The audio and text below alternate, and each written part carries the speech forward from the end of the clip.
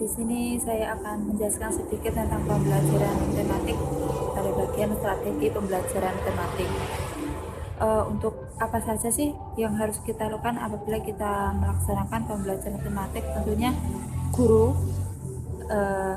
dalam menyampaikan materi tersebut dituntut untuk lebih kreatif, karena pembelajaran terpadu atau tematik ini menuntut siswa untuk berkreasi, aktif, dan berinovasi lebih.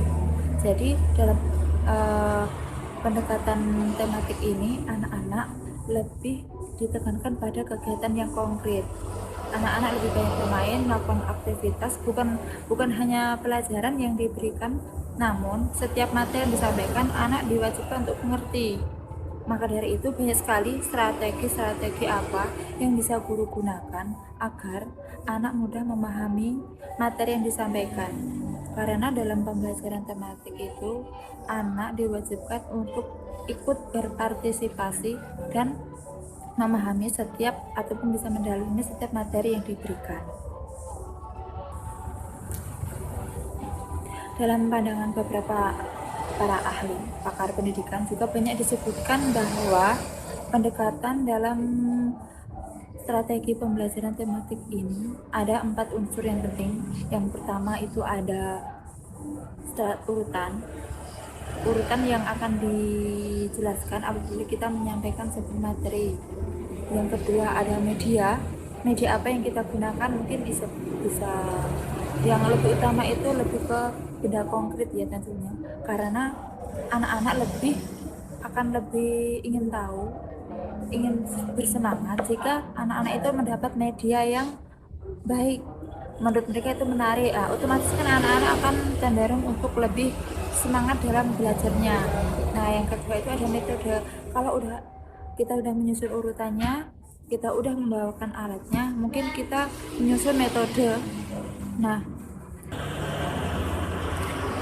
tadi kan udah ada 4 poin yang menunjukkan. Pertama ada urutan, yang kedua ada media, yang ketiga ada cara itu, yang keempat ada waktu. Jadi antara 4 poin tersebut harus saling berurutan ketika kita menyampaikan materi pembelajaran tematik. Pertama kita harus menyiapkan materinya apa, kita bisa mencari medianya apa, selanjutnya kita bisa menentukan cara apa yang cocok untuk kita lakukan dalam melakukan pembelajaran ini. Jadi apabila kita menyampaikan sebuah materi, maka 4 unsur tersebut harus kita siapkan dengan sangat-sangat matang, terutama kita sebagai para pengajar ya. Dengan metode karena di sini disebut strategi pembelajaran tematik. Jadi yang dimaksud strategi itu juga mencakup 4 poin itu tadi. Jadi merupakan serangkaian cara ataupun kegiatan yang saling berkaitan antara media, urutan, metode, dan juga waktu. Nah, yang tentunya itu kita aplikasikan dalam materi yang kita berikan kepada anak-anak agar tujuan pembelajaran kita itu sesuai dengan standar kompetensi dan indikator yang ingin dicapai. Untuk kegiatan pembelajaran dalam K13 atau pembelajaran terpadu tematik, ada 3 poin yang harus dilaksanakan guru sebelum ketika ingin memulai pelajaran. Yang pertama, melaksanakan pembukaan. Yang kedua, guru menyampaikan materi. Yang ketiga, penutup. Pembukaan itu biasanya lebih ke mungkin bisa guru memberikan sedikit demonstrasi atau menyampaikan tujuan pembelajaran atau menjelaskan materi yang akan disampaikan pada pelajaran tersebut. Nah, yang kedua lanjut ke isi, guru langsung menyampaikan ataupun menjalankan strategi pembelajaran yang akan diberikan dan yang akan diaplikasikan pada pembelajaran tersebut. Yang ketiga ada penutup. Penutup itu bisa berupa evaluasi ataupun pemberian tugas hari berikutnya. Nah, untuk pada anak SD,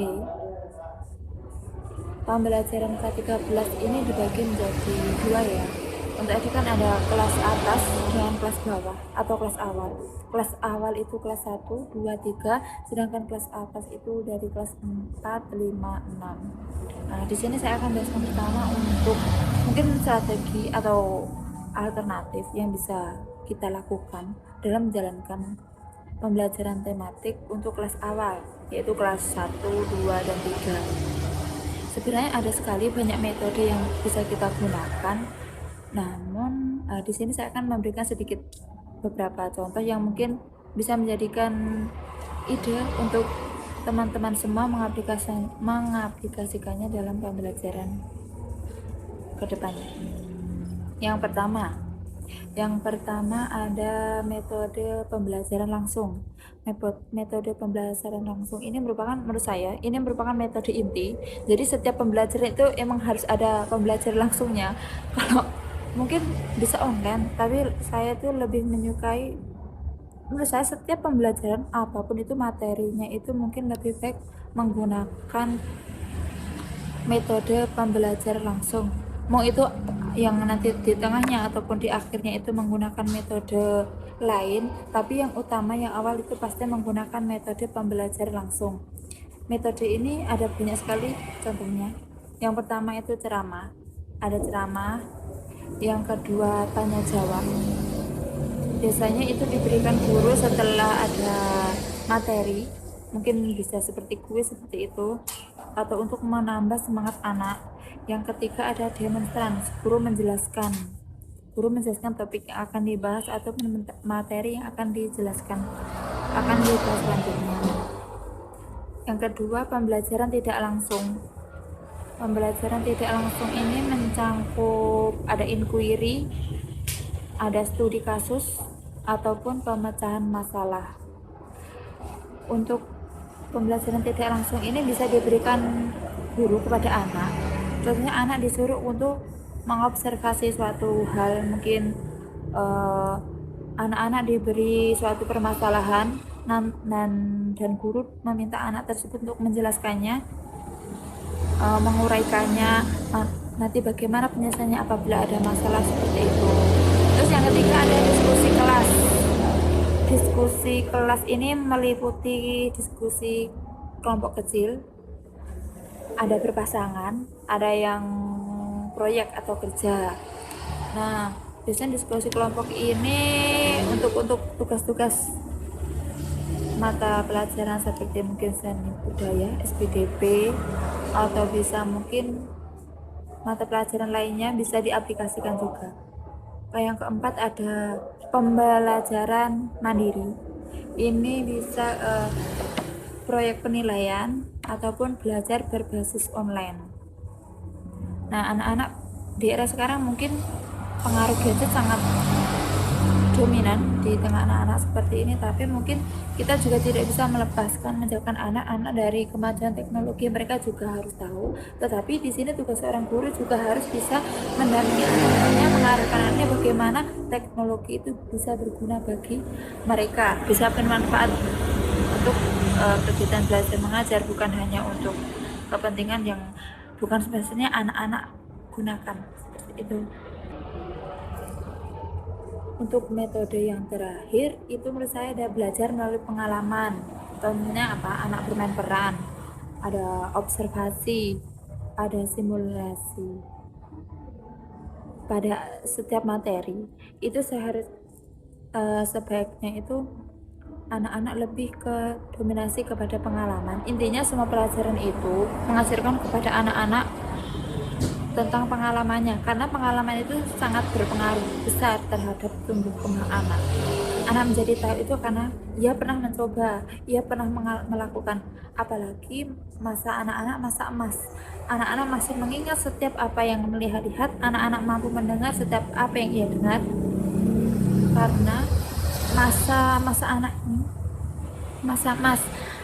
Pola pikir anak masih pola pikir yang cenderung aktif, rasa ingin tahu mereka itu tinggi. Jadi mungkin di sini guru mungkin sebaiknya harus pandai-pandai mengarahkan anak agar anak tersebut memperoleh pengalaman yang baik. Kalau dalam pembelajaran mungkin ada ketika ada jam mungkin kita bisa bermain peran. Kita setiap pelajaran kita bisa mengajarkan anak, contohnya kalau ada pelajaran mungkin matematika ataupun pelajaran tentang tata cara jual beli, maka kita bisa memberikan tugas kepada anak. Kita menjelaskan kepada anak tugas bagaimana menjadi seorang pembeli, bagaimana menjadi seorang pedagang, bagaimana cara berdagang, bagaimana cara kita melayani seorang pembeli. Yang kedua itu observasi. Observasi itu lebih kita bisa mengunjungi suatu tempat di mana anak-anak itu bisa membayangkan ke depannya.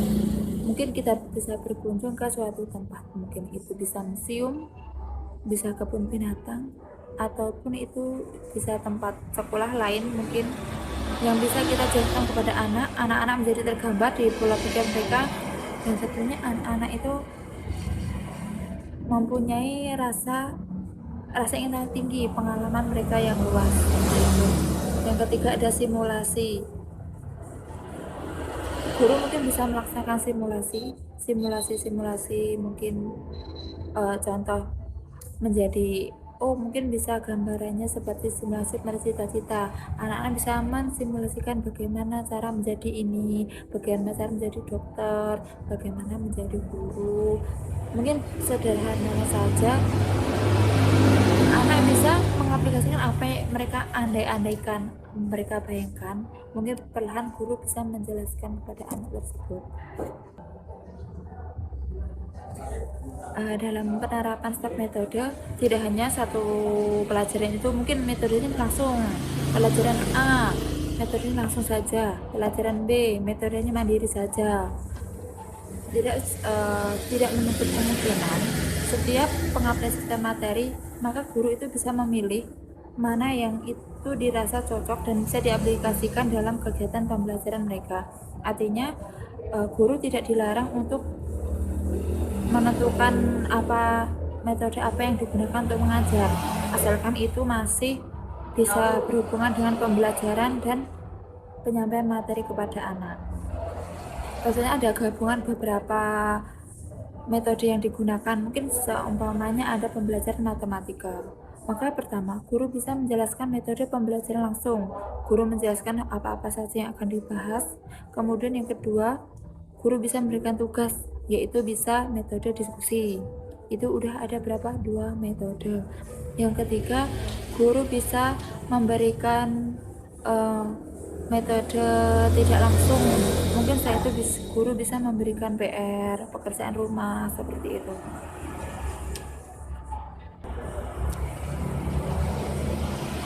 Untuk model pembelajaran interaktif ataupun strategi pembelajaran interaktif itu sebenarnya ada banyak. Kalau kita gali masih ada banyak. Untuk di sini saya akan jelaskan dulu tentang metode pembelajaran interaktif. Itu ada banyak poinnya. Ada diskusi, ada team pair set, metode pembelajaran kelompok, ada metode TGT atau bisa disebut tim game turnamen. Nah, untuk diskusi, pertama saya akan bahas tentang diskusi. Diskusi itu banyak sekali permainannya, banyak sekali yang bisa kita ambil poin-poinnya, jenis permainannya, jenis modelnya, itu banyak sekali untuk diskusi ini. Mungkin ada kartu kelompok, ada puzzle, ada kartu nama, ada nomor undian, ada rasa permen, dan masih banyak lagi. Nah, untuk diskusi ini menurut saya untuk kelas awal ataupun kelas bawah antara kelas 1, 2, 3, diskusi ataupun kelompok ini masih sangat diperlukan. Bisa melatih kekompakan anak, bisa melatih daya kreativitas anak. Karena pada masa-masa ini anak masih suka bermain, anak masih suka membayangkan. Pola pikir anak belum untuk yang sangat kritis, tetapi anak lebih suka ke apa yang mereka itu lihat. Anak ingin mencoba, anak ingin terus berimajinasi, anak ingin terus berkreatif, seperti itu. Jadi dalam setiap metode pembelajaran itu sebenarnya ada banyak sekali dalam pembelajaran matematik, metode-metodenya. Mungkin gurunya, mungkin kita harus lebih kreatif lagi apa sih langkah yang harus kita lakukan, apa sih metode yang sekiranya cocok untuk kita aplikasikan pada materi pembelajaran ini. Uh, karena karena pada pembelajaran kurikulum 2013 bukan hanya murid yang diberi kreatif, tapi guru juga harus pandai-pandai berinovasi. Guru harus pandai-pandai memberikan kreasi, inovasi pada setiap pembelajaran agar pembelajaran pada K13 yang disampaikan oleh guru-guru itu anak-anak dapat mudah memahami, anak-anak dapat mudah menerima, dan anak-anak lebih mempunyai daya ingat yang tinggi. Tentunya bukan hanya untuk sekedar menyampaikan ataupun anak-anak bisa menyimak, tapi anak-anak benar-benar mendalami materi yang kita sampaikan, masuk ke dalam dunia anak-anak tersebut. Mungkin sekiranya itu untuk sedikit penjelasan tentang strategi pembelajaran, terutama pada kelas awal, kelas 1, 2, 3. Mungkin untuk kesempatan selanjutnya saya akan memberikan sedikit gambaran untuk metode pembelajaran kelas atas ataupun jenis-jenis metode dan strategi pembelajaran tematik lainnya. Sekian, wassalamualaikum warahmatullahi wabarakatuh.